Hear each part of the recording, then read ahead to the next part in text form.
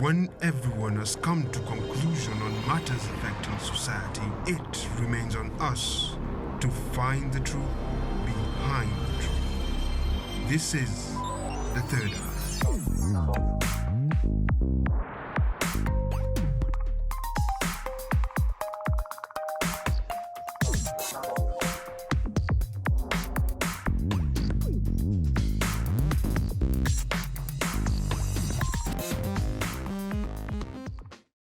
Nairobi, the capital city of Kenya, housing the main government offices. For a city of such high esteem, it is regarded as the most prestigious place to live in. But with the recent floods around Nairobi, it changes the whole story. Nairobi is now regarded as a swamp. For instance, let's pose the question: what really happens when water accumulates around a city? The law of gravity dictates that water flows downhill and with a flat area bordering an elevated one. It is no coincidence that Nairobi was described as a swamp by the British when setting up the city. Water flows rapidly eastwards whenever it rains, and upon reaching the eastern plains, the water spreads out, forming a flat plain that is best seen in the national park. This simple but more detailed theory explains why certain areas of Nairobi experience flooding whenever it rains. Taking a case study of Nairobi's South Sea, which has recently become a victim to flooding, even when it doesn't receive a single drop of rain. Serikali kama ni hii daraja iko chini. Sasa hii daraja yenyewe ikawa ni kisuizi ya kuzuia maji, haingeweza kwenda kwa sababu maji yalikuwa juu ya daraja. Na daraja na kuna kisuizi kingine pale kama ukuta. Pia vile vile sasa maji ikawa ni mengi, hayawezi kupita, ndio sababu yakatapakaa kwa barabara.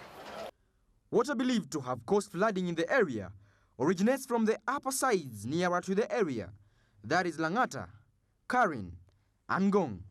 Why does flooding occur in the innocent South Sea? Manyumba zimejengwa, sasa ile system ya maji kutembea imeblokiwa. The drainage system in the area is not frequently cleaned up by the county government. Hawataki kurekebisha hapa, wanataka kuiwacha tu vile iko. Residents in the area are also part of the theory of drainage blockage, as they deposit waste to the drainage systems, not having the idea of the after effects. Debris, also deposited by the rainwater, is also part of the story. These particular reasons are the main reasons there exists blockage in Nairobi River, which makes its way through this area. When the river blocks, it means it cannot have the ability of carrying a larger amount of water during heavy rainy seasons, thus leading to an automatic flooding. When a river blocks, water finds an alternative way out since it cannot go back uphill. When that new path is created, it means bringing down residential walls and houses, etc. In South Sea, runaway water brought down fences along homesteads, thus forcefully finding its way into residential houses, blocked public roads, causing traffic, and destroyed some of the cars parked in homesteads. This is well understood by some of the victims of these alarming floods. Hasara ile nimepata hasa mimi ni kwa nyumba, zile vitu zenye nilikuwa nazo nafikiri karibu zote zimekufa. Nilikuwa na hizi kompyuta 3 na laptop na ile DVD, malazi na uko jikoni pia na chakula. So vitu zote nikiestimate ni kama 1,100.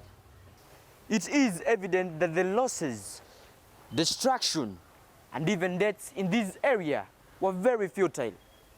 Is the government taking any necessary measures to ensure that its residents live in a safe environment?